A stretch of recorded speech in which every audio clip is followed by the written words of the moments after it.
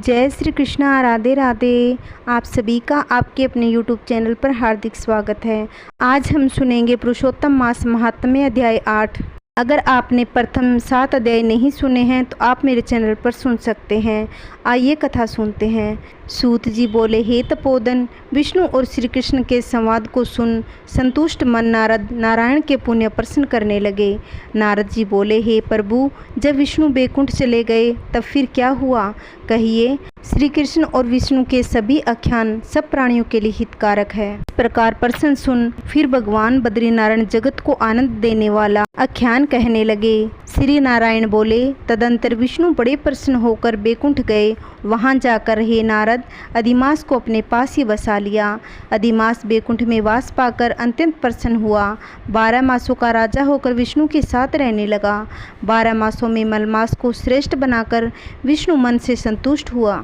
हे मुनि नारद जी, इसके बाद भक्त वत्सल श्री कृष्ण युधिष्ठिर और द्रौपदी पर कृपा दृष्टि करते हुए अर्जुन से बोले, हे राज सिंह, मुझे ऐसा प्रतीत होता है कि तपोवन में आकर आप लोगों ने दुखित होने के कारण पुरुषोत्तम मास का आदर नहीं किया। वृंदावन की शोभा के नाथ भगवान का प्रिय पात्र पुरुषोत्तम मास आप वनवासियों का प्रमाद से व्यतीत हो गया। भीष्म, द्रोण और कर्ण के भय के कारण तुम लोगों को आने वाले तीसरे वर्ष के पुरुषोत्तम मास का विज्ञान नहीं रहा। वेदव्यास जी से प्राप्त विद्या की आराधना में लगे भयंकर युद्धशाली अर्जुन के इंद्रलेख पर्वत पर चले जाने पर उसके वियोग से दुखित आप लोगों ने पुरुषोत्तम मास को नहीं जाना। अब यदि आप यह पूछें कि हम क्या करें, तो मैं यही कहूँगा कि भाग्य का सहारा लें, क्योंकि भाग्य का लिखा अवश्य भोगना पड़ता है। भाग्य से उत्पन्न जो फल है वह अवश्य ही भोगना पड़ता है। सुख, दुख, भय, कुशलता इत्यादि भाग्य अनुसार ही मनुष्य को प्राप्त होते हैं। अतः भाग्य पर विश्वास रखने वाले आप लोगों को भाग्य पर ही निर्भर रहना चाहिए। अब इसके बाद आप लोगों से दुख का दूसरा कारण और बड़ा आश्चर्यजनक इतिहास से सहित कहते हैं। हे महाराज, हमारे मुख से कहा हुआ सुनो। श्री कृष्ण बोले, हे भाग्यशाली, द्रौपदी पूर्व जन्म में बड़ी सुंदर मेधावी ऋषि के घर में उत्पन्न हुई थी। समय व्यतीत होने पर जब 10 वर्ष की हुई तब कर्म के रूप और लावण्य से युक्त सुंदर नेत्र वाली शोभायमान थी। यह अपने पिता के एक ही पुत्री थी जो सर्वगुण संपन्न और बड़ी चतुर थी। इसे यह पिता को बहुत ही अत्यंत प्यारी थी। यह पुत्र के समान ही रहती थी। इसके पिता का कभी भी तिरस्कार नहीं किया। यह साहित्य शास्त्र और नीति शास्त्र में भी बड़ी निपुण थी। इसकी माता इसकी छोटी अवस्था में ही मर गई थी। पिता ने ही प्रसन्नता पूर्वक पाला पोसा था। एक दिन यह पड़ोसिन सखियों का सुख दुख देखकर स्वयं भी पुत्र पौत्र की इच्छा करने लगी। इसी चिंता में रहने लगी कि मुझे तो सद्गुण संपन्न सौभाग्यशाली पति और सुख देने वाला श्रेष्ठ पुत्र किस तरह प्राप्त होगा।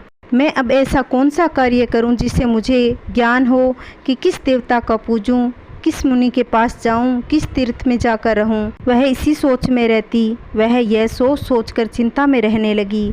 और मेरा भाग्य कैसा हो गया है, कोई भी पुरुष मुझे पत्नी रूप में स्वीकार करने को तैयार नहीं होता। मेरे पिता इतने योग्य पंडित हैं, परंतु मेरे भाग्य में उनकी भी मति मारी गई है, क्योंकि विवाह की अवस्था होने पर भी उन्होंने मेरे योग्य वर नहीं देखा। मैं कुंवारी होने से पति सुख से वंचित हूँ। जैसे मेरी सहेलियां पति सुख को भोगने वाली है, वैसे मैं नहीं। मेरी माता पहले क्यों मर गई। इस प्रकार चिंता से व्याकुल कन्या मनोरथ रूप समुद्र के मोह रूप जल में निमग्न हो शोक मोह रूप लहरों से पीड़ित हो गई। इसके पिता मेधावी ऋषि भी कन्यादान के लिए कन्या के समान वर ढूंढने के हेतु देश विदेश भ्रमण करने के लिए निकले, परंतु कन्या के अनुरूप वर न मिलने से अपने मनोरथ में निराश हुए। कन्या के और अपने भाग्य से कन्यादान रूप संकल्प के पूर्ण न होने से देवयोग के कारण बड़ा भारी बुखार उन्हें आ गया।